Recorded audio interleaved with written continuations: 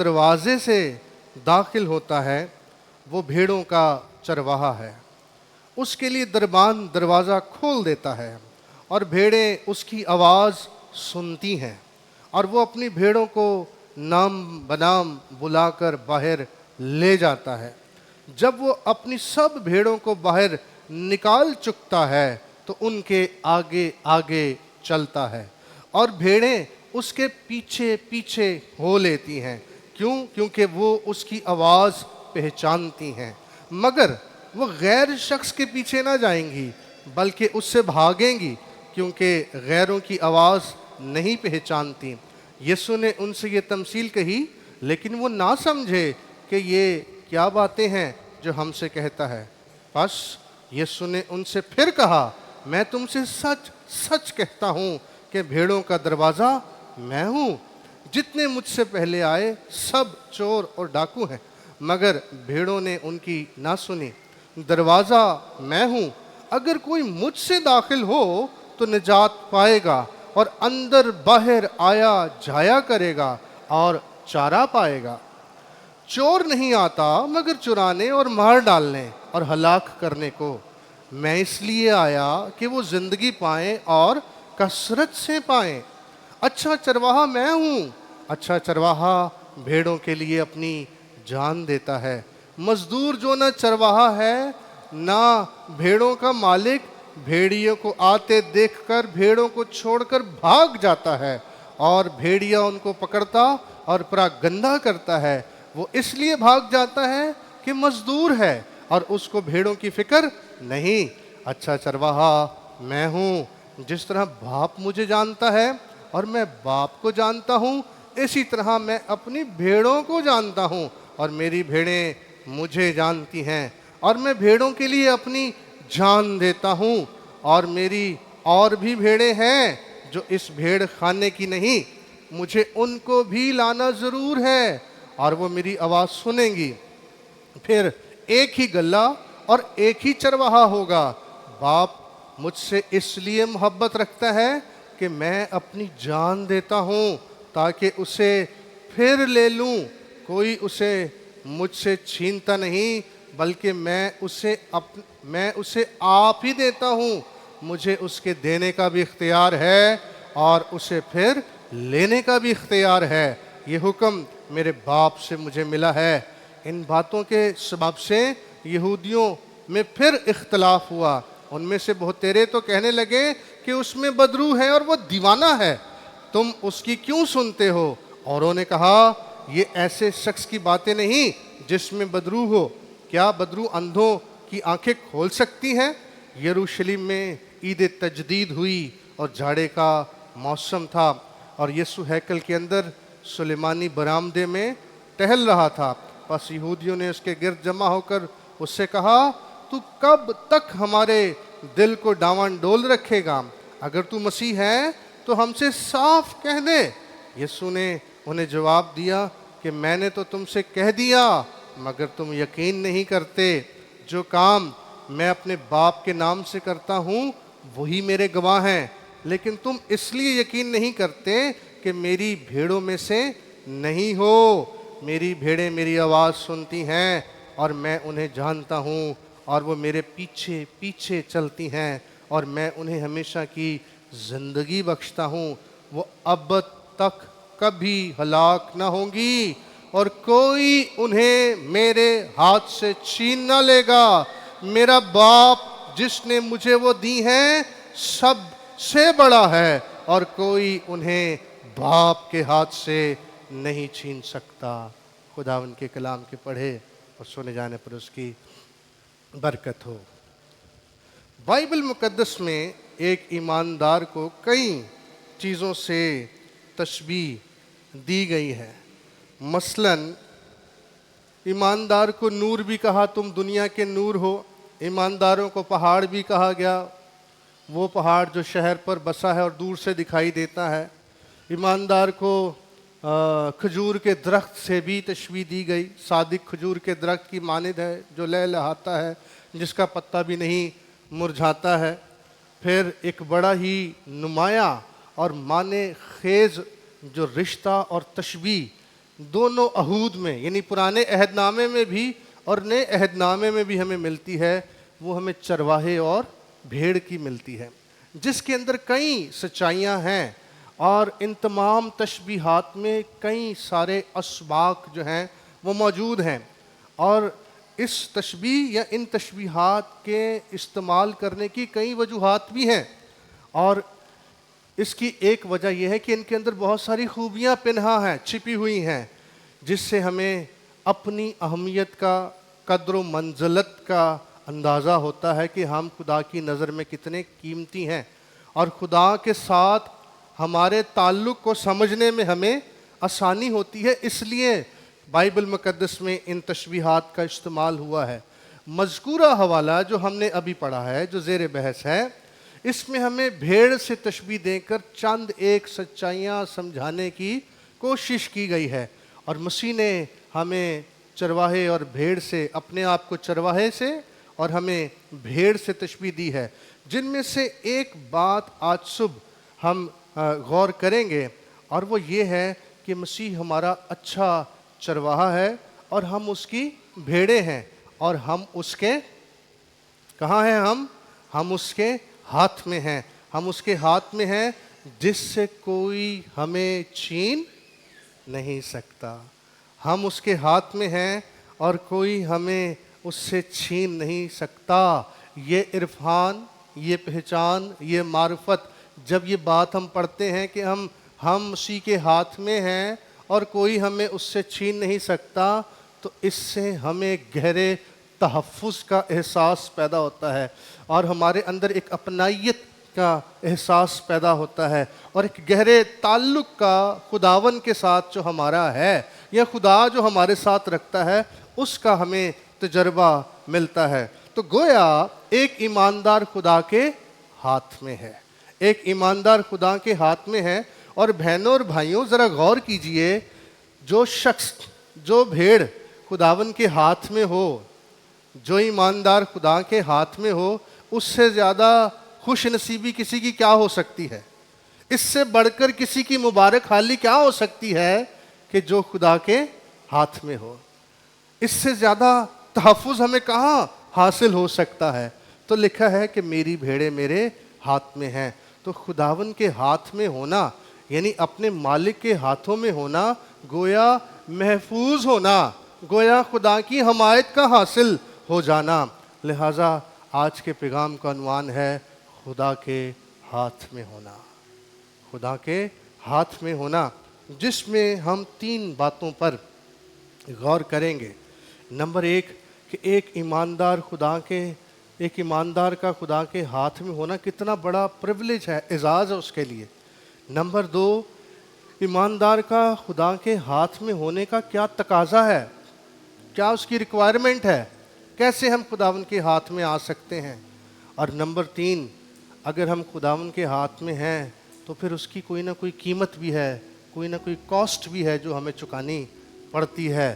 تو لہٰذا آج ہم ان 3 باتوں پر غور کرنے والے ہیں۔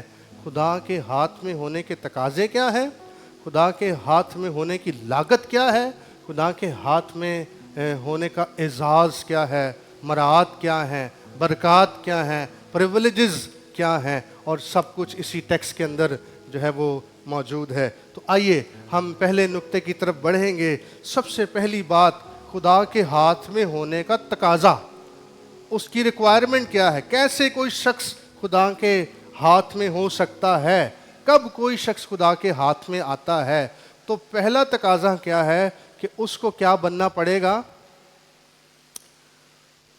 کون سی چیز خدا کے ہاتھ میں ہے؟ مسیح نے کس سے تشبیہ دی ہمیں؟ بھیڑ۔ سب سے پہلے ہمیں کیا بننا پڑے گا؟ بھیڑ بننا پڑے گا، کیونکہ مسیح نے کہا میری بھیڑیں میرے ہاتھ میں ہیں، بکریاں میرے ہاتھ میں نہیں ہیں، بھیڑ میرے ہاتھ میں ہے۔ تو پہلی ریکوائرمنٹ ہماری یہ ہے کہ ہمیں بھیڑ بننا پڑے گا۔ اور آخر مسیح نے بھیڑ ہی کا انتخاب کیوں کیا ہے؟ کسی اور جانور کا، کسی اور چیز کا انتخاب کیوں نہیں کیا؟ بھیڑ کے بارے ہی میں کیوں کہا کہ میری بھیڑیں میرے ہاتھ میں ہیں؟ آخر بھیڑ کی فطرت کیا ہے؟ اس کی خصلت کیا ہے, اس کی خوبیاں کیا ہیں, اس کے اندر کیا ایسی خاص باتیں ہیں جس کی بنیاد پر مسیح خداوند نے یہ کہا کہ میری بھیڑیں میرے ہاتھ میں ہیں, اور کیوں کر مجھے اور آپ کو بھیڑ سے تشبیہ دی اور کہا کہ ہمیں بھیڑ بننا ضروری ہے, تب ہی ہم خدا کے ہاتھ میں ہو سکتے ہیں. تو بھیڑ کے حوالے سے چند ایک باتیں میں آپ کے گوش گزار کرنا چاہتا ہوں کہ بھیڑ کی خصلت کیا ہے, بھیڑ کے اندر کیا خوبی ہے. پہلی خوبی بھیڑ بننے کے لیے بھیڑ کی خصلت کے اندر وہ یہ ہے کہ بھیڑ ایک بے ضرر اور معصوم جانور ہے. بھیڑ ایک بے ضرر جانور ہے, معصوم جانور ہے. آپ کبھی اس کو کسی اور پر حملہ کرتے ہوئے نہیں دیکھیں گے, بلکہ جب کبھی اس پر کوئی جانور حملہ کرتا ہے تو یہ سہم جاتی ہے, یہ ڈر جاتی ہے, ایون کہ یہ اپنا دفاع بھی نہیں کر پاتی ہے, اور کسی سے اس کی ذات کو کبھی کوئی نقصان نہیں پہنچتا ہے. ایون کہ آپ کبھی مشاہدہ کریں, آج جب میں اس کلام کو تیار کر رہا تھا, میں اس کے بارے میں جب ریسرچ کر رہا تھا, اس کا مطالعہ کر رہا تھا, تو میں نے بھی کئی چیزیں پہلی بار پڑھی اور سیکھی ہیں. ایون کہ آپ اگر اس کا مشاہدہ کریں تو آپس میں بھی بہت کم یہ لڑتی جھگڑتی آپ کو نظر آئیں گی. جس بھیڑ خانے میں بھیڑیں ہوں گی یہ آپس میں بھی بہت کم ہی آپ کو کہیں شاذ و نادر لڑتی ہوئی دکھائی دیں گی. اور اگر کوئی ان کا ساتھی چلا بھی جائے, کوئی بھیڑ خانے سے چلی بھی جائیں, تو اتنی حساس ہوتی ہیں کہ اس کو بہت زیادہ مس کرتی ہیں. تو اس لیے مسیح خداوند نے بھیڑ سے ہمیں تشبیہ دی ہے کہ یہ جانور بے ضرر اور معصوم ہے, اس کو کسی سے کوئی خطرہ لاحق نہیں ہے. بھیڑ سے کسی کو کوئی خطرہ لاحق نہیں ہے, اور اگر یہ گر جائے یا اس کو چوٹ لگ جائے یا یہ زخمی بھی ہو جائے تو یہ اپنی مدد آپ نہیں کر سکتی, اس کو چرواہے کی مدد کی ضرورت پڑتی ہے. اسی لیے زبور 23 میں کیا ہم پڑھتے ہیں کہ وہ میرے سر پر کیا ملتا ہے, تیل ملتا ہے. کیوں تیل ملتا ہے؟ جب بھیڑ گر جاتی ہے, زخمی ہو جاتی ہے. یاد کیجئے اس واقعے کو, نیک سامری کے واقعے کو, اس میں بھی زخموں پر کیا لگایا گیا تھا؟ تیل لگایا گیا تھا. تو چرواہا اس کے اوپر تیل ملتا ہے تاکہ اس کے زخم اچھے ہو جائیں. لہٰذا اسے سہارے کی, اسے مدد کی, اسے سپورٹ کی ہمیشہ ضرورت رہتی ہے. تو جو بھیڑ بن جاتا ہے اور وہ بے ضرر ہے, وہ معصوم ہے, اور اس کی ذات سے کسی کو نقصان نہیں ہوتا, وہ کس کے ہاتھ میں ہے؟ وہ خداوند کے ہاتھ میں ہے. آج آپ اس کی خصلت سے, اس پہلی بات سے اندازہ لگائیں. کیا سنیے غور سے, کیا میری ذات سے کسی کو تکلیف تو نہیں ہو رہی؟ اگر میری اور آپ کی ذات سے کسی کو پریشانی ہوتی ہے, ہم کسی کے لیے کانٹے کا سبب ہیں, دکھ کا سبب ہیں, پریشانی کا سبب ہیں, رکاوٹ کا سبب ہیں, تو پھر ہم بھیڑ نہیں ہیں, ہمارے اندر بھیڑ کی خصلت. تو بھیڑ وہ اس کے ہاتھ میں ہے جو بے ضرر ہے, جو معصوم ہے. تو یہ پہلی اس کی خصلت ہے. اس لیے بھیڑ بننا ضروری ہے, اور اگر ہم بھیڑ بنیں گے تو پھر ہم اس کے ہاتھ میں آ جائیں گے. دوسری بات, بھیڑ جو ہے وہ بوجھ نہیں اٹھا سکتی ہے. یہ مال بردار جانور نہیں ہے. کبھی آپ نے دیکھا کہ بھیڑ کے اوپر کوئی بوجھ لادا ہوا ہو اور بھیڑوں کو جمع کر کے کوئی چیز جو ہے وہ کھینچی جا رہی ہو؟ قطعی نہیں. خدا نے اس کو اس مقصد کے لیے بنایا ہی نہیں ہے. بھیڑ کی دوسری خصلت یہ ہے, یہ بوجھ نہیں اٹھا سکتی ہے, یہ مال بردار جانور نہیں ہے, اور یہ اگر کوئی بوجھ ڈال دیں گے تو یہ بوجھ تلے دب جائے گی. یہ دب جاتی ہے اور پھر اسے اٹھانا پڑتا ہے. اسی لیے آپ کو یاد ہوگا مسیح خداوند نے کیا کہا تھا, آئے محنت اٹھانے والوں اور بوجھ سے دبے ہوئے لوگوں, سب میرے پاس ہو, مجھے اپنا بوجھ دے دو, مجھے اپنی فکریں دے دو, مجھ پر اپنا بوجھ ڈال دو. اپنے مسائل, اپنی فکریں, اپنے گناہوں کا بوجھ, اپنی بیماریوں کا بوجھ, اپنے دکھوں کا بوجھ, اپنی فکروں کا بوجھ, اپنی پریشانیوں کا بوجھ, تنگیوں کا بوجھ, ضرورتوں کا بوجھ, تکلیفوں کا بوجھ, مستقبل کا بوجھ, بچوں کا, شادیوں کا, تعلیم کا, پتہ نہیں کتنے سارے بوجھ ہیں جو ہم اٹھا کے لیے پھرتے ہیں.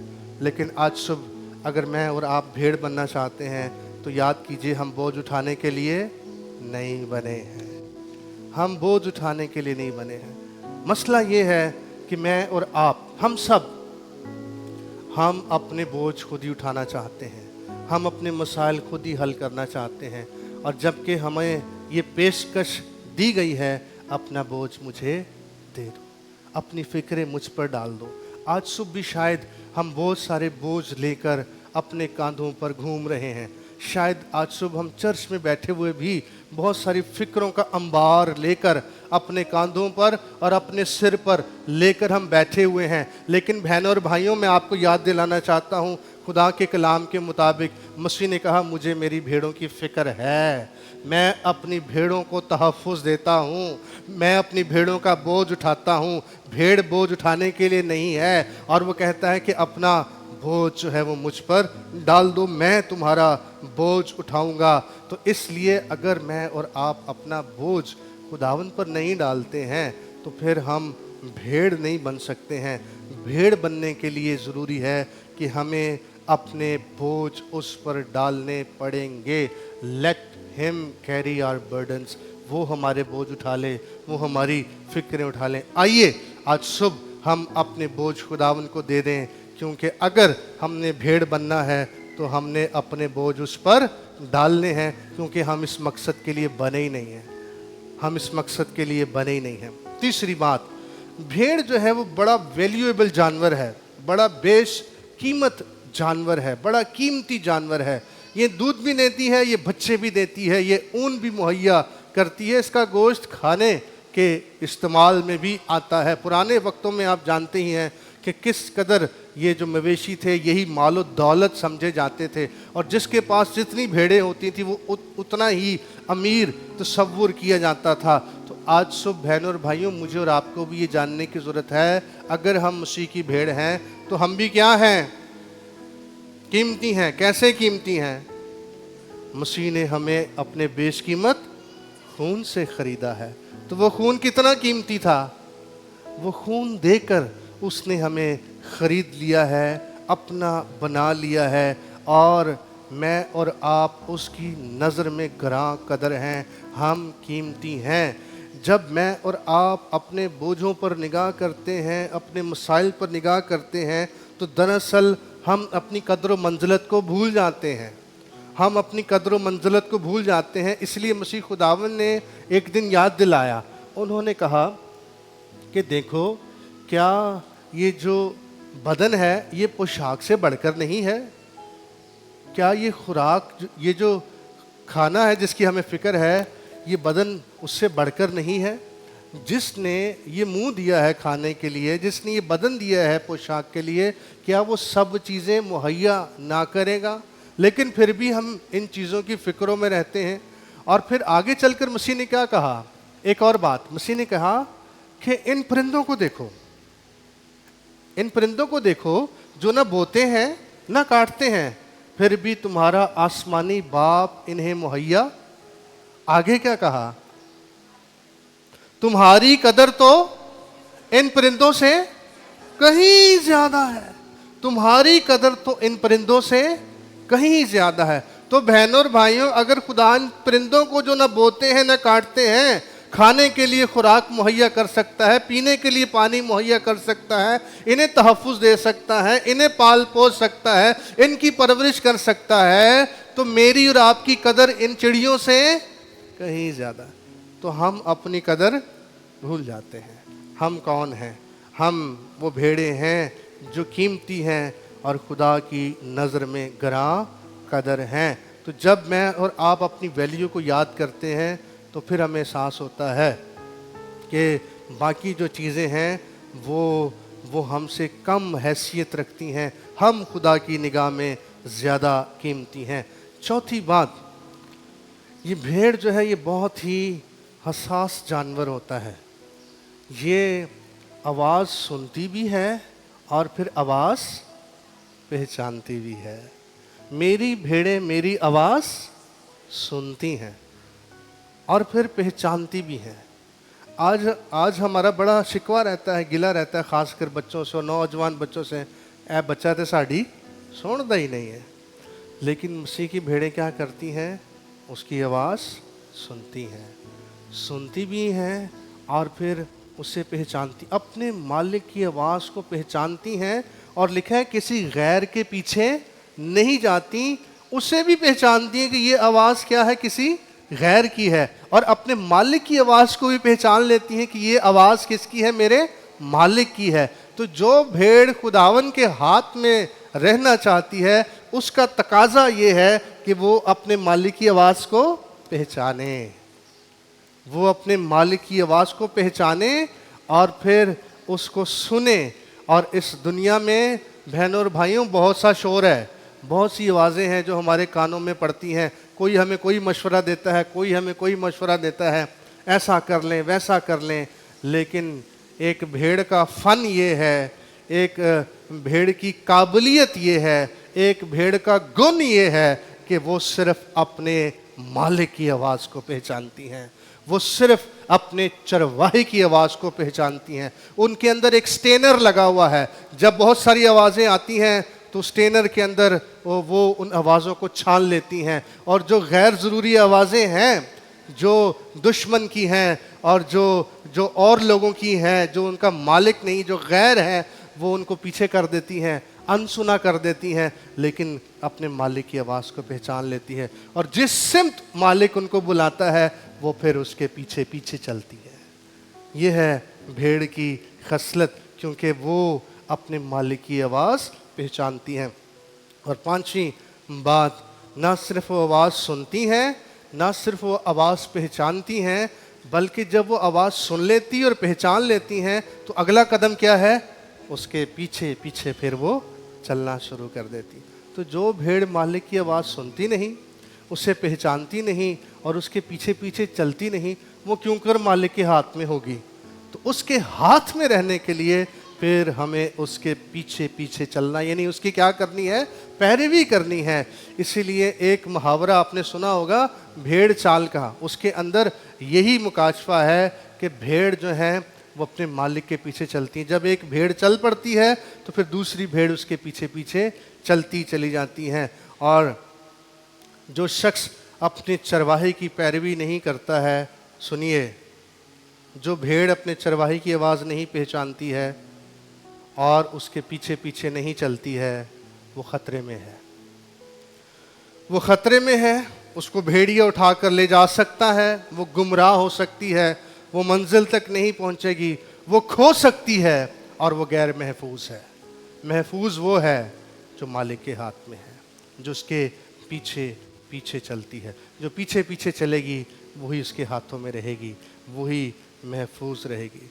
तो लिहाजा तकाजा ये है, हमें क्या बनना है, भेड़ बनना है, हमें भेड़ बनना है। तो इसके अंदर बड़ा मुकाशफा है, और भी कई सारी बातें हैं भेड़ की खसलत से, लेकिन आज के सरमन में वक्त को मलहूज़े खातिर रखते हुए ये बातें काफ़ी हैं। दूसरे रुख की तरफ हम चलेंगे तो पहले हमने सीखा कि भेड़ बनने के लिए तकाजा क्या है, रिक्वायरमेंट क्या है, और वो एक ही बात है कि हमें क्या बनना है, भेड़ बनना है। और भेड़ की बहुत सारी खूबियां हैं, वो हमारे अंदर होनी चाहिए। अब जब कोई शख्स पीछे चलने का फैसला कर लेता है, भेड़ बनने का फैसला कर लेता है, मसीह की पैरवी करने का फैसला कर लेता है, तो फिर उसकी कोई ना कोई क्या चुकानी पड़ती है, कीमत, कॉस्ट। मसीह ने कहा अगर कोई मेरे पीछे आना चाहे तो क्या करे, अपनी खुदी का इनकार करे, लागत का अंदाज़ा। और फिर दूसरी बात, हर रोज़ अपनी सलीब उठाए। तो बग़ैर कीमत का अंदाज़ा लगाए हम उसकी पैरवी भी नहीं कर सकते हैं। अगर कोई मेरे पीछे आना चाहे तो अपनी खुदी से इनकार करे और हर रोज़ अपनी सलीब उठाए और मेरे पीछे पीछे हो ले। गोया सबसे पहला तकाजा क्या है, खुदी से इनकार, अपनी अना, बेजा फ़ख्र, गरूर, खुद पसंदी, अपनी ज़ात, अपना नफ्स, अपनी ख्वाहिशात, अपनी तरजीहात, इन सबको क्या करना पड़ेगा, पीछे छोड़ना पड़ेगा, इनको तर्क करना पड़ेगा, तभी हम उसकी पैरवी कर सकते हैं। जैसे अब्राहम, बुजुर्ग अब्राहम के बारे में आप सबको याद होगा, 12वें बाब में खुदा ने उसे कहा, अब्राहम अपने नातेदारों को छोड़, अपने बाप को छोड़ और चल पर मेरे पीछे जो जगह मैं तुझे बताऊंगा वहाँ तू चला जाएगा। और अब्राहम की कह लें पैरवी देखिए, उसका लेवल देखिए, उसकी मुराद ये है कि वो बिन मंजिल के, उसे नहीं पता कि जाना कहाँ है, खुदा ने कहा है मेरे पीछे हो ले, और वो चल पड़ा है। अपने बाप को छोड़ दिया है, अपने घराने को छोड़ दिया है। ये है अपने बुलाए जाने का तकाजा, उसकी पैरवी करने का तकाजा। तो अब्राहम अपने नातेदारों को छोड़कर चल पड़ा है। फिर यहाँ इम्तिहान ख़त्म नहीं हो गया, आगे इससे भी बड़ा इम्तिहान उसका होने वाला था। और वो कौन सा था? फिर जब वो इतने इंतज़ार के बाद खुदा ने उसको बेटा दे दिया, और वो बेटा तो कह लें कि उसकी जान था, जिसके अंदर उसकी ज़िंदगी थी, जो बड़ी उम्मीद, दुआओं, इंतज़ार के बाद उसे मिला था, उसी बेटे के अंदर जिसके साथ उसकी उम्मीदें वाबस्ता थी, उसका मुस्तकबिल वाबस्ता था, उसकी नस्ल वाबस्ता थी, जिसके लिए वो खुदा से मुल्तजी था, दुआ गो था, और खुदा ने इतने इंतज़ार के बाद उसे बेटा दिया। अब खुदा उसको क्या कह रहा है? इस बेटे को क्या कर दे? कुर्बान कर दे। आप तसव्वुर करें, ये कोई आसान काम था उसके लिए? मैं और आप तसव्वुर कर सकते हैं हम अपने बच्चे को खुदा के लिए कुर्बान कर सकते हैं अगर खुदा में कहे? शायद हम बहुत सारे सवाल करें, क्यों, ऐसा क्यों?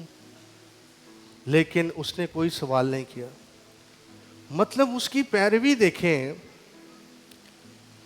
सुबह सवेरे उठा है, लकड़ियां ली उसने, छुरी उसने ली है, जो चीज़ें उसको दरकार थी वो जानवर उसने लिया है, शायद 2-1 नौकर साथ लिए हैं, और सुबह सवेरे चल पड़ा है, बड़ा एक्साइटेड है। करने क्या जा रहा है? अपने बेटे को कुर्बान करने जा रहा है। लेकिन उसके अंदर खुदा का इरफान है, खुदा की पहचान है, उसके अंदर ईमान है कि अगर मैं इसे कुर्बान भी कर दूंगा तो खुदा इसे मुर्दों में से ज़िंदा कर देगा। तो वो लागत चुकाने के लिए क्या है? तैयार। रख दी उसने छुरी, और ऐन वक्त पर उसको आवाज़ आती है, अब्राहम इस लड़के पर हाथ। अब मैं जान गया हूं कि तो खुदावन से डर, मैंने परख लिया, मैंने आजमा लिया, मैंने तुझे चेक कर लिया, लिहाजा लड़के पर हाथ ना चला। और तब इस इम्तिहान में भी वो क्या रहा? वो कामयाब रहा, और खुदावन के हजूर में वो सुरखरू रहा। और आपको याद होगा कि जब वो शिफात करता है, जब वो शिफात करता है सदूम और अमूरा के लिए, तो वो एक लफ्ज़ वो कहता है उस दुआ के अंदर, वो कहता है अगरचे मैं खाक और मैंने खुदा से बात करने की जरूरत की है। तो वो अपनी खुदी से क्या कर चुका है? इनकार कर चुका है। वो अपने आप को खाक और राख समझता है, और वो खुदा की पैरवी करने के लिए तैयार है। वो लागत का अंदाज़ा लगा चुका है। यूहन्ना इस्तकबागी, सादा सी खुराक, सादा से कपड़े उसने पहने हुए हैं, और वो जंगलों बियाबानों में रहता है। ये कैसी ज़िंदगी है? खुद इनकारी की ज़िंदगी है। आज ज़िंदा मिसाल हमारे पास भी है, शाज़ो नादर ही कोई ऐसा बंदा हमें मिलता है। और वो कौन है हमारी कलीसिया में? भाई सलोनी है। बस 1-2 जोड़ा उन्होंने रखा होता है, और पूरे पाकिस्तान में वो घूम रहे होते हैं, एक बैग उन्होंने लिया हुआ है। खुद इनकारी की ज़िंदगी, इस कदर अपने आप को जो है वो खाक और राख बनाया है। तो लिहाजा वो कहते हैं कि ज़रूर है कि वो बढ़े और मैं घटूं। और फिर यहाँ तक उसने कहा मैं तो उसकी जूती का तस्मा खोलने के लायक नहीं हूँ। ये है खाकसारी, ये है खुद इनकारी। और फिर उसके बाद हमारे पास सबसे बड़ी मिसाल किसकी है? मसीह खुदावन की। क्या तसव्वुर करें, क्या कोई उस्ताद, कोई मालिक ये सिखाने के लिए अपने शागिर्दों के पाँव धोएगा? जो काम हमारे मसीहा ने करके दिखा दिया, लिखा उसने रुमाल लिया, बर्तन लिया, और अपनी जगह से उठकर शागिर्दों के पाँव धोने लगा। जिनके पाँव धोने लगा वो शर्मसार हो गए हैं। वो कहने लगे नहीं नहीं, ये तो हो नहीं सकता। पतरस ने कहा तू तो अब तक मेरे पाँव धोने ना पाएगा। लेकिन मसीह ने करके दिखाया, मसीह ने हमें करके दिखाया। ये है खुद इनकारी, खाकसारी। تو اسی لیے پھر مسیح نے اس بات کا ہم سے کیا کیا ہے؟ تقاضا کیا ہے. جس بات کا اس نے تقاضا کیا ہے وہ اس نے کر کے دکھائی ہے ہمیں. تو اس نے خود انکاری کر کے دکھائی. پھر دوسرا حصہ ہے صلیب اٹھانا. صلیب جو ہے وہ دکھ کی علامت ہے، اور ایماندار جو ہے وہ مختلف صورتوں میں دکھ میں سے ہو کر گزرتا ہے. کبھی اسے کسی بیماری کا بھی سامنا کرنا پڑ جاتا ہے، کبھی اسے کسی آزمائش کا بھی سامنا کرنا پڑ جاتا ہے، کبھی اسے کسی مخالفت کا سامنا بھی کرنا پڑ جاتا ہے. لیکن ان سب حالتوں میں اگر بھیڑ کو یہ پتہ ہے کہ میں خداوند کے ہاتھ میں ہوں تو وہ ان سب حالتوں میں کیا رہتی ہے؟ وہ کامیاب رہتی ہے، وہ سرخرو ہو جاتی ہے. ایوب کا حال دیکھیے نا، کیسی آزمائش تھی، کتنی بڑی بیماری تھی. لکھا ہے کہ اس کے دوست اس کو پہچان نہ سکے کہ یہ ہمارا دوست ایوب ہی ہے. 7 دن 7 رات تک اس کے ساتھ بیٹھے رہے، آئے تھے اسے تسلی دینے کے لیے، لیکن 7 دن 7 رات تک بیٹھے رہے اور کسی نے ایک جملہ تک اس کو نہ کہا، کیونکہ انہوں نے دیکھا کہ اس کا غم بہت بڑا ہے. لیکن ایوب اس ساری آزمائش میں، اس دکھ میں جو ہے وہ ثابت قدم رہا. اس نے کہا ہم خدا کے ہاتھ سے صرف سکھ پائیں اور دکھ نہ پائیں. پطرس اور یوحنا اور رسول مسیح کی خاطر وہ ان کو مارا گیا، ان کو قید میں ڈالا گیا، اور ایک واقعے میں جب عدالت میں ان کو کھڑا کیا گیا، ان کو ڈانٹا گیا، کہا گیا کہ آج کے بعد تم نے جو ہے وہ مسیح کا نام لے کر منادی نہیں کرنی، اور ان کو پٹوا کر مار پیٹ کر تو ان کو چھوڑ دیا باہر. تو لکھا ہے وہ اٹھے، کپڑے شپڑے انہوں نے جھاڑے اور انہوں نے کہا کہ آج ہمارے لیے کتنے بڑے اعزاز کی بات ہے کہ ہم نے خداوند کی خاطر بے عزتی برداشت کی ہے، یہ دکھ ہم نے سہا ہے. تو لاگت کا اندازہ لگانا، اپنی خودی سے انکار کرنا، صلیب اٹھانا اور ان دکھوں میں سے ہو کر گزرنا اور اس میں ثابت قدم رہنا. بنی اسرائیل کو بھی کچھ سکھایا نا، اور کہا کہ میں نے تجھ کو عاجز کیا اور بھوکا ہونے دیا تاکہ تجھ کو سکھاؤں. کیا سکھاؤں؟ کہ آدمی صرف روٹی ہی سے جیتا بلکہ ہر اس بات سے جو خدا کے منہ سے نکلتی ہے وہ جیتا رہتا ہے. تو خواہ کوئی بیماری ہو، خواہ کوئی تنگی ہو، خواہ کوئی مخالفت ہو، ہر طرح کے حالات میں ہم نے دکھوں میں سے ہو کر گزرنا ہے، کیونکہ صلیب اٹھانا ہم پر لازم ہے. ہر روز اپنی صلیب اٹھانا اور پھر اس کی کیا کرنی ہے؟ پیروی کرنی ہے. یہ ہے ہماری کاسٹ، یہ ہے ہماری لاگت. اور تیسری بات عبرانیوں کے خط میں لکھی ہوئی ہے 10ویں باب کی 30ویں آیت میں کہ زندہ خدا کے ہاتھوں میں پڑنا ہولناک بات. آئیے یہ حوالہ ذرا دیکھ لیں، لیکن یہ کسی اور شاق و سباق میں یہ بات لکھی ہے. اچھا ہے کہ یہ آیات ہم پڑھ لیں. یہ اس زمرے میں ہے کہ جب کوئی بھیڑ خداوند کے ہاتھ میں ہو اور پھر وہ خداوند کے خون کو پامال کرے، اس کے بیٹے کو پامال کرے، اس نجات کی قدر و قیمت نہ کرے، تو ایسی صورت میں یہ بات خدا کے کلام میں درج کی گئی. عبرانیوں 10واں باب اس کی 29ویں آیت. عبرانیوں کے خط اس کا 10واں باب چیپٹر 29، معاف کیجئے آیت 29 ہے اس کی 29ویں آیت.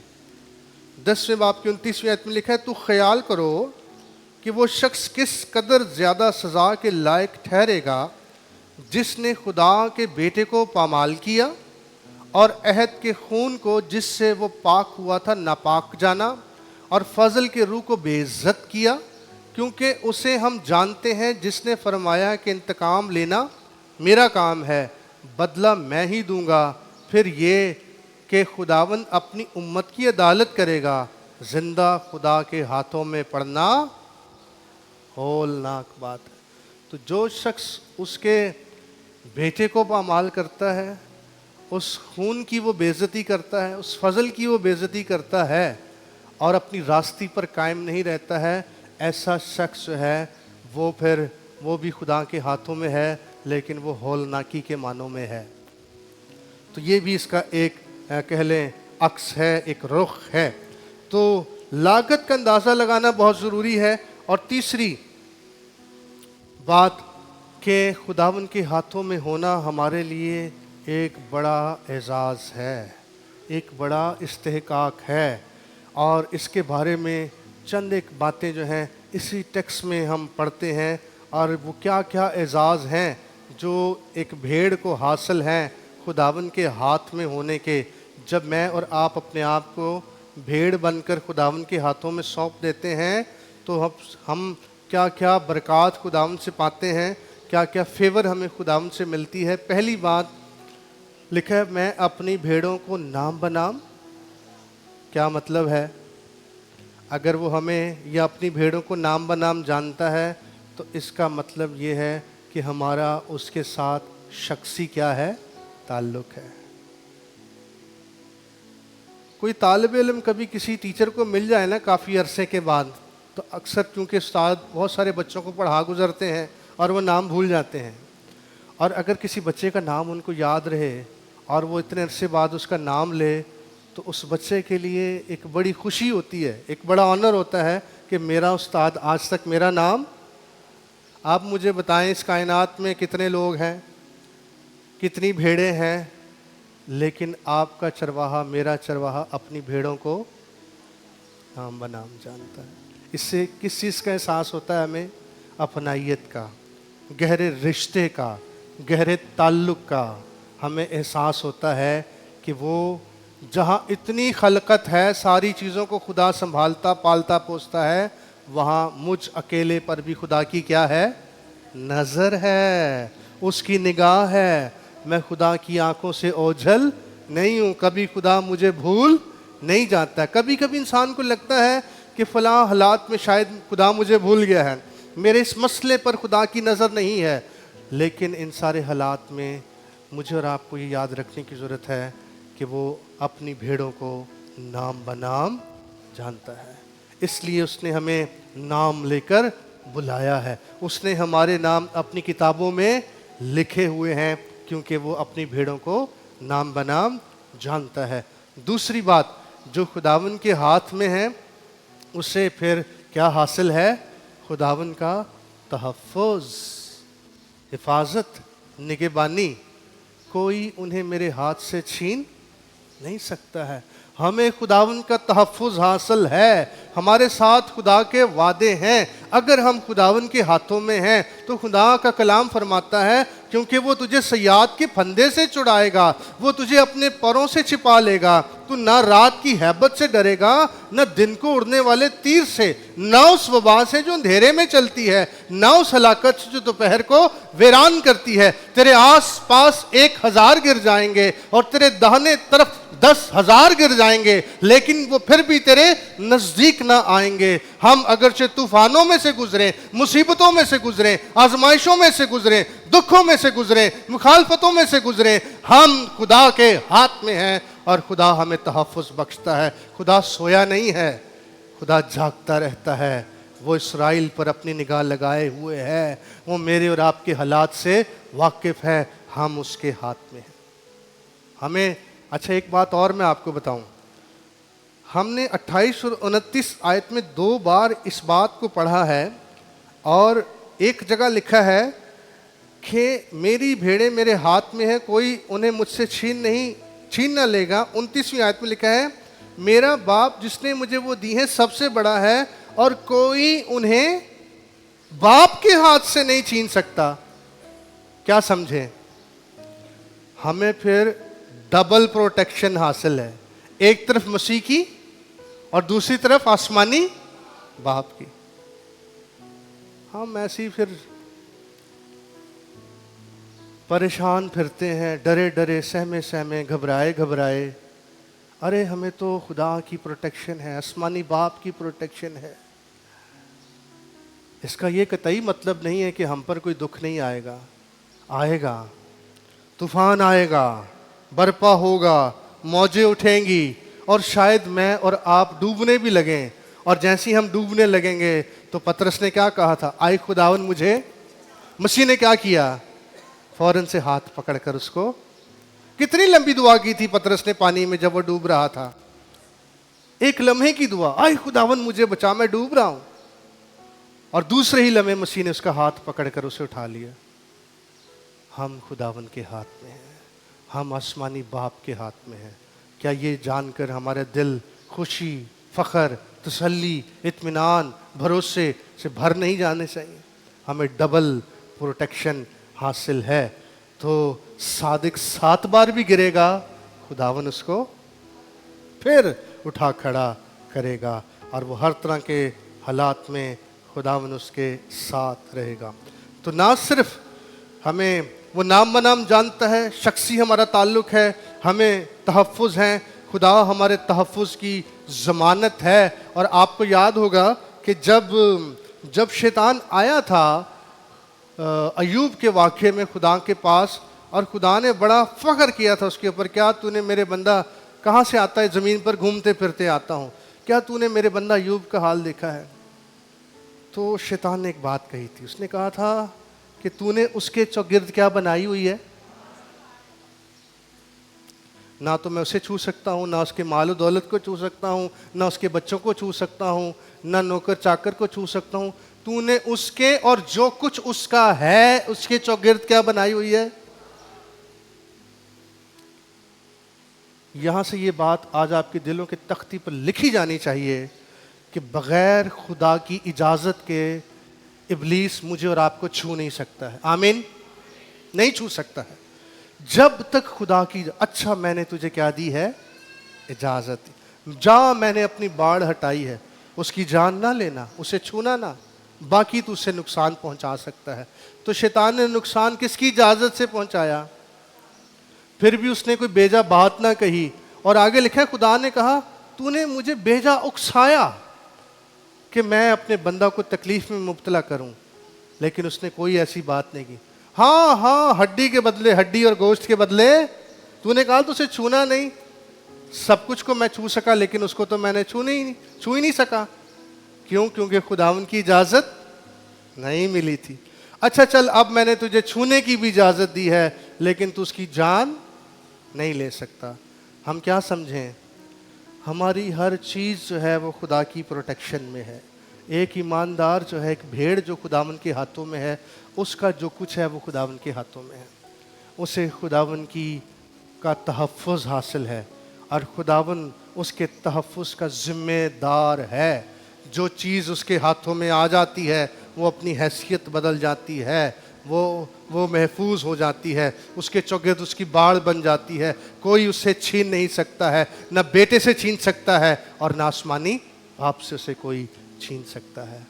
پھر تیسری بات, نہ صرف ہمارا شخصی تعلق ہے, نہ صرف ہمیں خداوند کے ہاتھ میں ہونے سے تحفظ کی ضمانت ہے یا اس کا تحفظ حاصل ہے.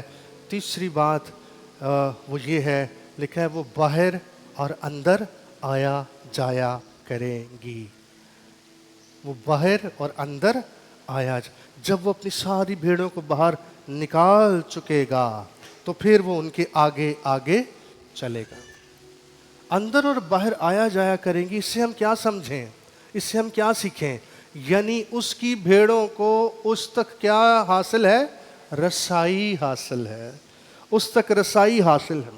ابھی بھائی جاوید اس بات کا ذکر کر رہے تھے کہ ہیکل کے پورشن تھے, حصے تھے, اور کوئی شخص پاک ترین مقام تک رسائی حاصل نہیں کر سکتا تھا.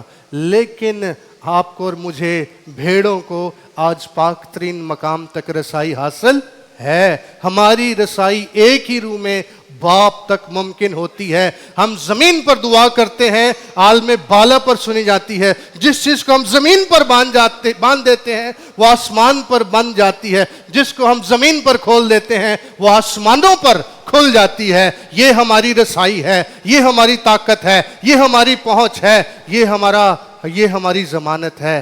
میں اور آپ اندر اور باہر جا سکتے ہیں.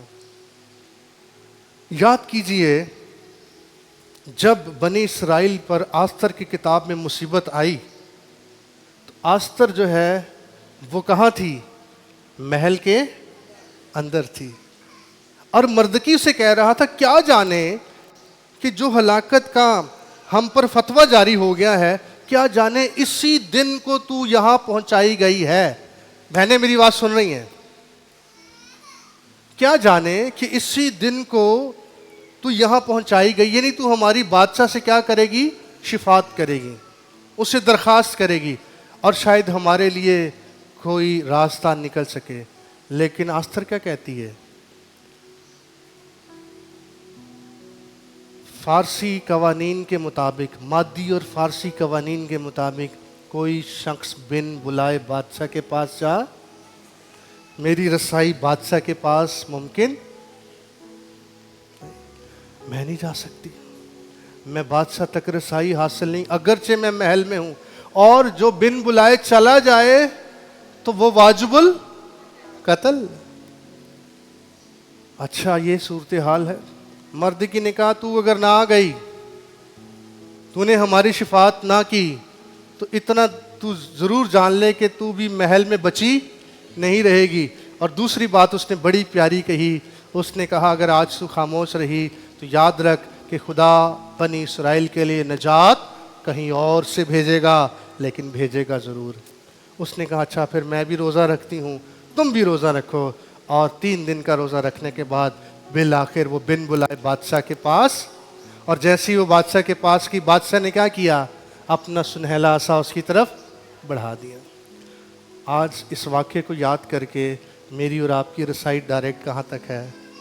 وہ باہر اور اندر آیا، کوئی رکاوٹ نہیں ہے، کوئی رکاوٹ نہیں ہے۔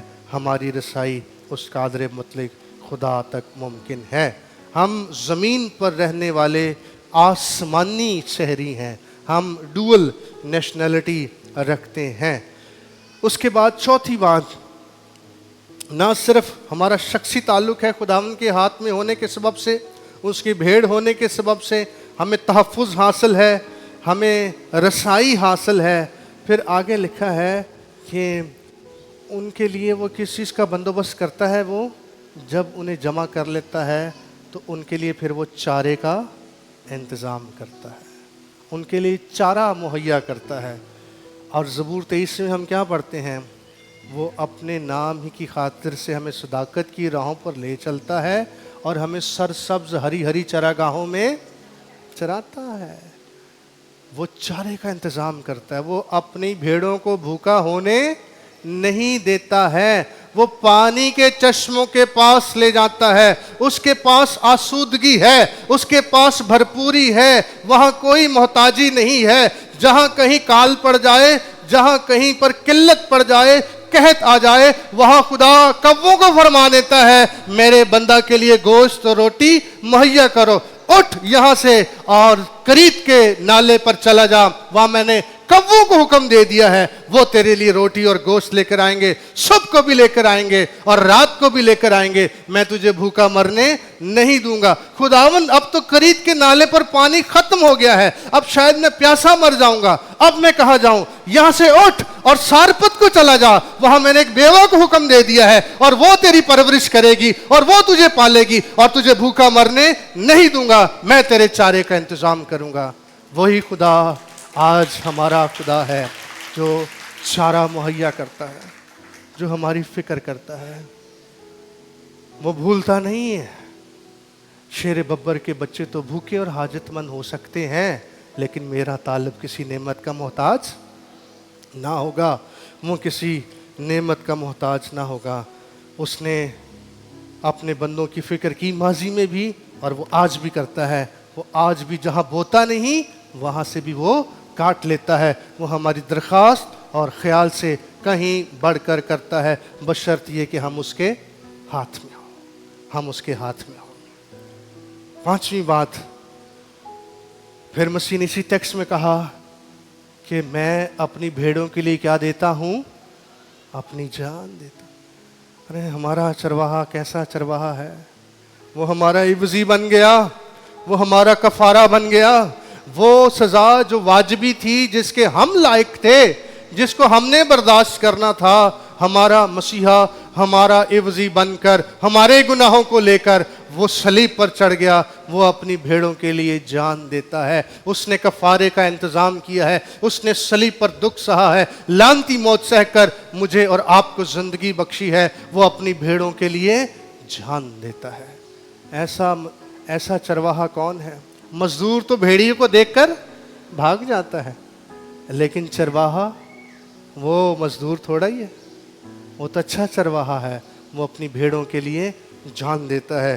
اور اس کا ایک عکس جو ہے وہ ہمیں داؤد کی زندگی سے بھی ملتا ہے، اور وہ کہتا ہے کہ جب کبھی میری کوئی بھیڑ साउल के साथ जब वो बात करता है जाति जूलियत के वाक़े में, और उसको वो मुतमईन करने की कोशिश करता है कि मैं इस सूरमा से जंग कर सकता हूँ, तो वो कहता है तू तो बिल्कुल बच्चा है, तू कैसे जंग करेगा, वो तो बचपन ही से जंगी मर्द है, इतना कदावर है और कोई उससे लड़ने के लिए तैयार नहीं है। तो वो उसको कायल करने के लिए कहता है, आए मेरे मालिक, मैं अगर से एक चरवाहा हूँ, लेकिन जब मेरी भेड़ों में से कोई रीछ या कोई शेर मेरी भेड़ को उठा कर ले जाता था, मैं उसके पीछे पीछे जाता था और मैं उसका जबड़ा फाड़ कर अपनी भेड़ को उसके मुंह से छुड़ाकर ले आता था। तेरे खादम ने रीछ को भी मारा है और शेर को भी मारा है, और ये नाम मख्तून फिलिस्ती उनमें से एक की मानिंद होगा। वो ये साबित करता है मैं क्या हूं, अच्छा चरवाहा हूं। और वो मसीह का क्या है, मसील है। बहनों और भाइयों, आज भी जब मुझ पर और आप पर शरीर हमला करता है, जब शैतान हम पर हावी होता है, हम किसी मुश्किल हालात में होते हैं, किसी शिकंजे में और जाल में फंस जाते हैं, तो मेरा और आपका अच्छा चरवाहा उसके पंजे में से अपनी भेड़ को क्या करता है, निकाल लाता है। क्योंकि वो अच्छा चरवाहा है, वो अपनी भेड़ों के लिए अपनी जान देता है, वो अपनी जान दांव पर लगा लेगा और अपनी भेड़ को क्या करेगा, उसे छुड़ा लेगा, क्योंकि वो अच्छा चरवाहा है। मैं अपनी भेड़ों के लिए अपनी जान देता हूं। उसने हमारा फिदिया दिया है, उसने हमारा कफारा दिया है, वो हमारा इवजी हो गया है, उसने हमारा हर्जाना अदा किया है और हमारी अबदी खलासी कराई। आमीन। ऐसा चरवाहा है। अगर हम उसके, जो कितना बड़ा प्रिविलेज है खुदावन के हाथ में होना, कितनी तसल्ली की बात है खुदावन के हाथ में होना।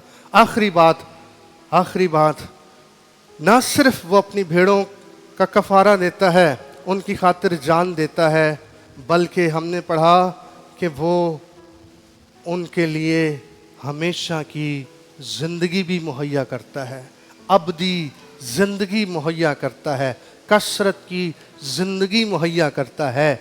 मेरा प्याला क्या होता है, लबरेज। हमारा खुदा कसरत का खुदा, बहुतात का खुदा है, और वो थोड़ा नहीं, वो हमारा प्याला दाब दाब कर, हिला हिला कर उसमें उंडेलता है। आपको याद होगा कि सुलेमान बादशाह को जब बादशाह बनाया गया तो उसने खुदावन से दुआ की, उसने दरखास्त की, उसने कहा खुदावन इतनी बड़ी कौम और इस सारी कौम का तूने मुझे पेशवा बना दिया, इतनी बड़ी जिम्मेदारी तूने मुझे दे दी है, और मैं इस कौम की कैसे निगहबानी कर सकता हूँ, कैसे मैं इनका इंसाफ कर सकता हूँ। लिहाजा तू क्या कर, तू अपने खादम को एक अक्ल और एक दना दिल इनायत कर दे। खुदा ने जब उसकी बात सुनी तो खुदा इस बात से बड़ा मुतासिर हुआ कि इसने कोई शोहरत नहीं मांगी, कोई दुश्मनों का हिसाब किताब नहीं मांगा, कोई इज्जत नहीं मांगी, कोई शोहरत नहीं मांगी, कोई नाम नहीं मांगा। इसने मांगा तो अपनी कौम के लिए इंसाफ करने वाला दिल मांगा। तो खुदा ने कैसा दिल उसको दिया, कैसी हिकमत उसको दी। लिखा है ऐसी हिकमत जो ना तो तुझसे पहले किसी को दी गई उसके पास होगी, और ना तेरे बाद कोई ऐसा इंसान बर्पा होगा जिस पर इतनी हिकमत नाजिल होगी। जा, मैंने तुझे हिकमत ही नहीं दी, इस कदर हिकमत ही नहीं दी, मैंने तुझे इज्जत भी दी, मैंने तुझे शोहरत भी दी, मैंने तुझे नाम भी दिया, मैंने तुझे दौलत भी दी है, मैंने सब कुछ तुझे इसके साथ ही बख्श दिया। क्यों? क्योंकि वो कसरत का खुदा है। वो कसरत का खुदा, जो कुछ हम मांगते भी नहीं वो भी हमें मुहैया कर देता है।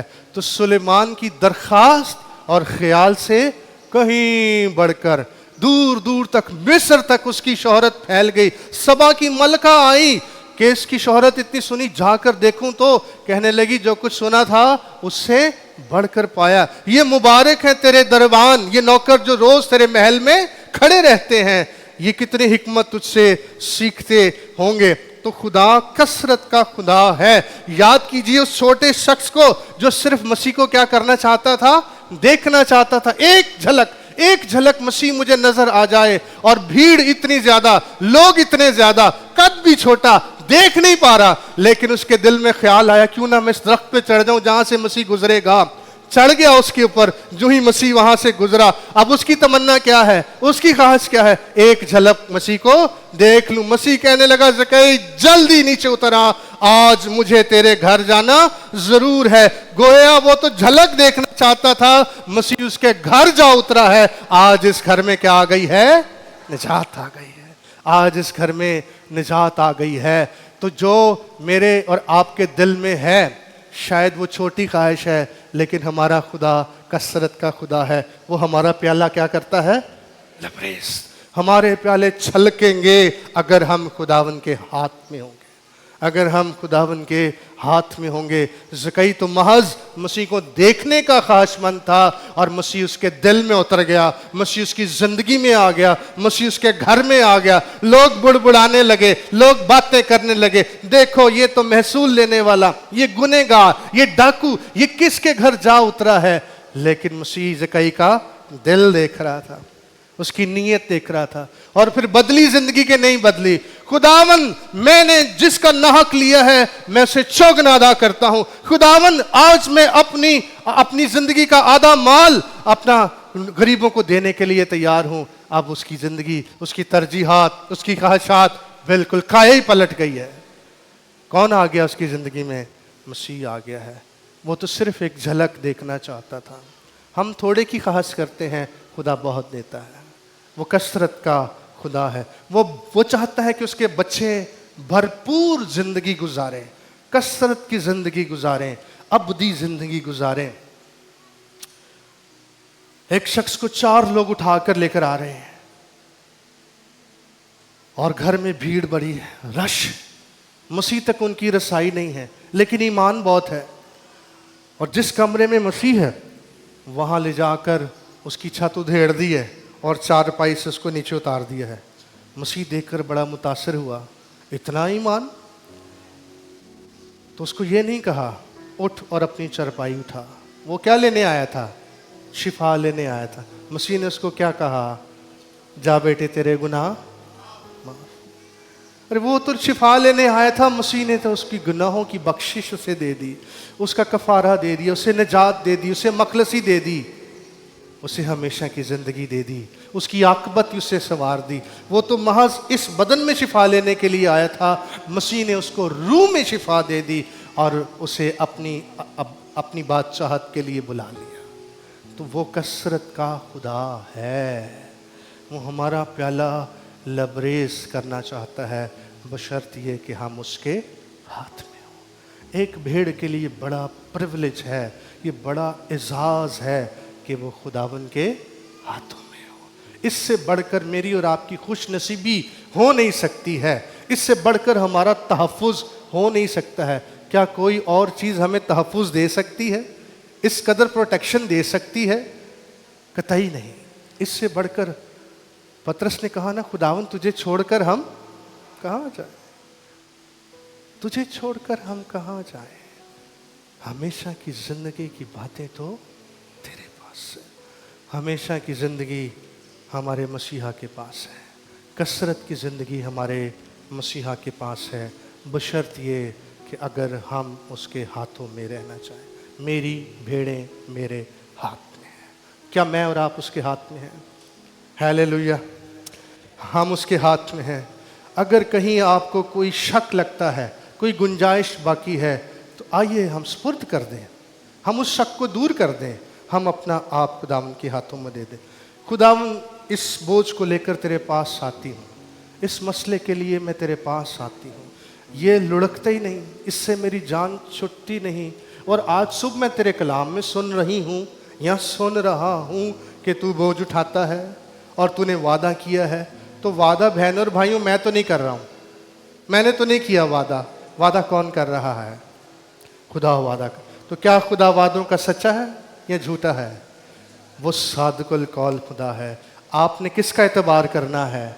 इसका एतबार करना है। तो आइए इसका एतबार करके हम खड़े हों और हम कहें खुदावन आज अपने आप को तेरे हाथों में एक बार फिर सौंपता हूँ, सौंपती हूँ, तहफ़्फ़ुज़ के लिए, सलामती के लिए, बका के लिए, क़याम के लिए, ज़िंदगी के लिए, बरकत के लिए, सलामती के लिए, सेहत के लिए, इत्मीनान के लिए और खुशी के लिए अपने आप को तेरे हाथों में सौंपता हूँ। मैं चाहता हूँ, मैं चाहती हूँ कि तेरे हाथों में रहूं, मेरी रसाई तुझ तक मुमकिन रहे और तू मेरे लिए चारे का इंतज़ाम करता रहे, तू मेरा बोझ उठाता रहे, तू अपने असा और अपनी लाठी से मुझे हाँकता रहे और तू मेरे प्याले को लबरेज करे।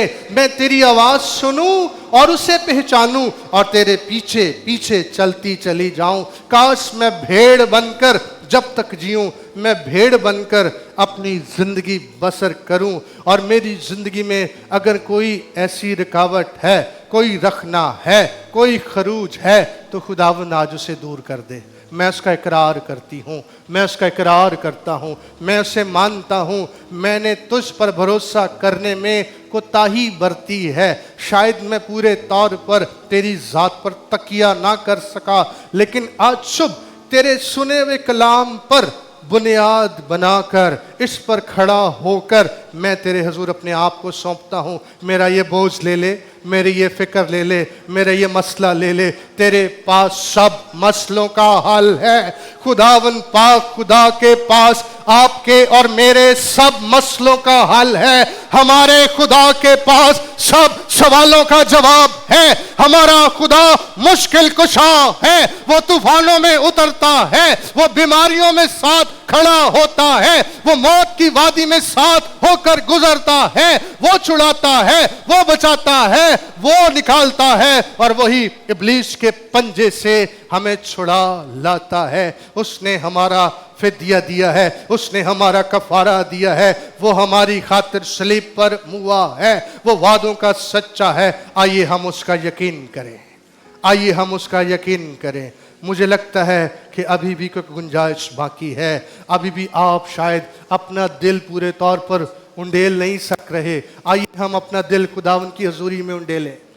हम खुदावन की हजूरी में अपना दिल उंडेलेंगे, खुदावन से कहेंगे मैं कुछ नहीं हूँ तेरे सिवा, मैं तुझसे जुदा होकर कुछ भी नहीं, मैं तुझसे अलग होकर कुछ भी नहीं, तू ही सब में सब कुछ है। मैं तेरे हाथों में रहना चाहता हूँ, मैं तेरे हाथों में रहना चाहती हूँ। खुदावन मुझे समेट ले, मुझे अपनी बाहों में ले ले, मुझे अपनी पनाह बख्श दे, मुझे अपनी सलामती इनायत कर दे खुदा। क्योंकि खुदावन तू मुझे आगे पीछे से घेरता है, तू मेरी ढाल है, तू मेरी सिप पर है, तू मेरा ऊंचा बुर्ज है, तू मेरी मजबूत चट्टान है, तू मेरा मौकम किला है, तू मेरे छिपने की जगह है। और खुदावन तू ही है जो सादकुल कौल है, जो जिंदगी देने वाला है, जो बचाने वाला है, जो छुड़ाने वाला है, जो उठाने वाला है और जो खड़ा करने वाला है, जो जोर बख्शने वाला है। Hallelujah, thank you Jesus.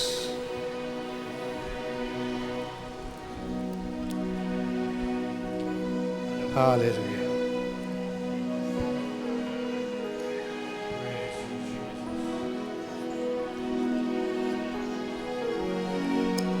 Father, thank you.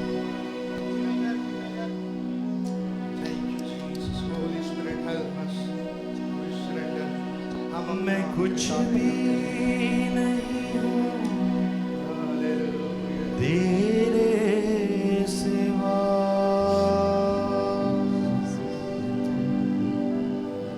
तू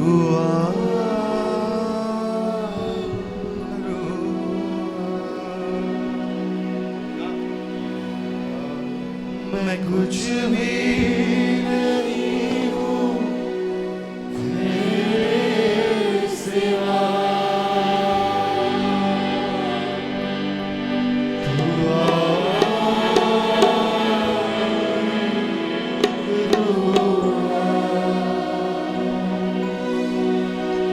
दे अपनी मजदूरी, दे अपना बसा,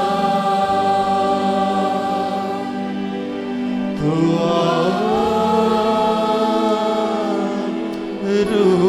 आइए मौका है हम अपने आप को सरेंडर करें। मैं कुछ भी नहीं हूँ तेरे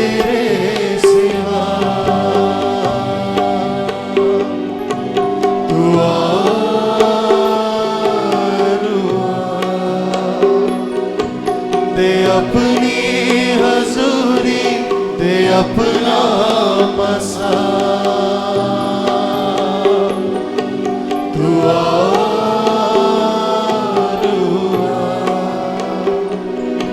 जो मुझको शिफा से तू अपनी दया से जो मुझको शिफा से तू अपनी दया से पर मुझको मसा से यीशु की वफा से पर मुझको मसा से यीशु की वफा से तोड़ सारे ये बंधन ऐ मेरे खुदा दुआ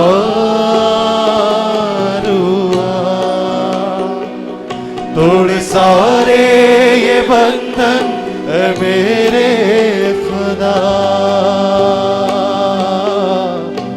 दुआ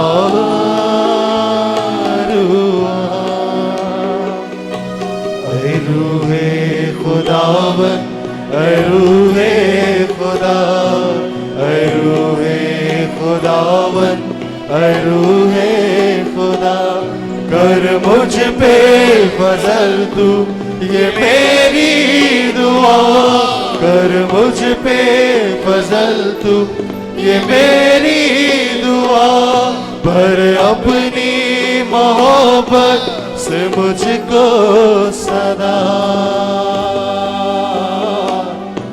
दुआ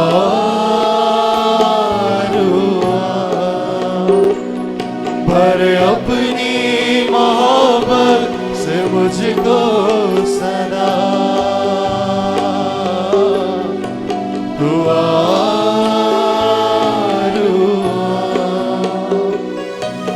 रूहे बंदगी दे मुझे जिंदगी दे रूहे बंदगी दे मुझे जिंदगी दे तू पाकीज़गी दे तू अपनी खुशी दे तू पाकीज़गी दे तू अपनी खुशी दे तू अपनी मामूली से मुझको पिला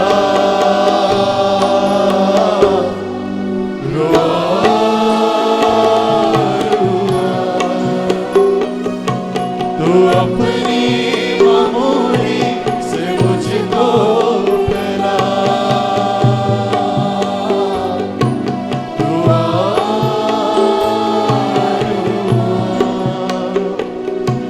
मुझे अपनी राहों पे चलना सिखा मुझे अपनी राहों पे चलना सिखा मसीहा की मानद मुझे तू बना मसीहा की मानद मुझे तू बना मेरे लबों पे यही है दुआ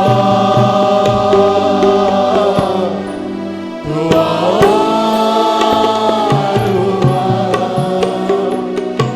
मेरे लबों पे यही है दुआ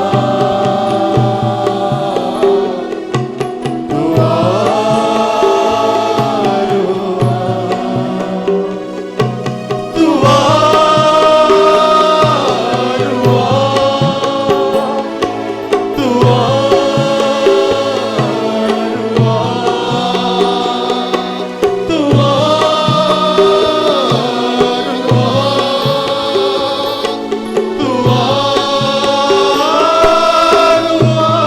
दुआ प्यारे खुदा बाप, हम इस बात का इकरार करते हैं तू ही सब में सब कुछ है, तू सबसे ऊपर है, तू सबसे बालातर है, तू अपने वादों का सच्चा है और खुदावन तूने हमारे साथ निहायत ही कीमती और बड़े वादे किए हैं। लिहाजा आज सुबह हम सब अपने आप को अपने खानदानों समेत तेरे हाथों में सौंपते हैं खुदा, तेरी पनाह में देते हैं खुदावन हम चाहते हैं हम तेरे हाथ में रहे, और खुदावन तू हमें बनाता संवारता रहे, तू हमें हाँकता रहे, अपने असा और अपनी लाठी से हमें हाँकता रहे, अपनी राहों पर हमें चलाता रहे। हम जब तक जिए रास्तबाजी की हालत में जिए, हम अपनी सलीब उठाकर हर रोज तेरे पीछे पीछे चलती रहे खुदा, हम तेरी हजूरी से चारा पाती रहे खुदा, हमें बाहर और